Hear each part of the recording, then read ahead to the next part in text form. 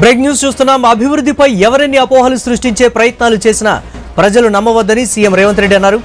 AP CM Chandrababu అంటే అందరికీ పడకపోవచ్చు, కానీ హైదరాబాద్ హైటెక్ సిటీ ఎవరు కట్టారంటే ఆయన పేరునే తలుచుకుంటారని చెప్పారు. అలాగే తన గురించి ఎవరెన్ని విషపు ప్రచారాలు చేసినా హైదరాబాద్ను అభివృద్ధి చేసి తీరుతానన్నారు.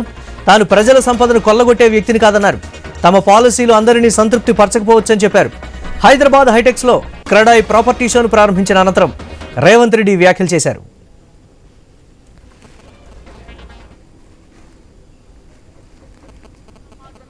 నేను డిజైన్ చేస్తా.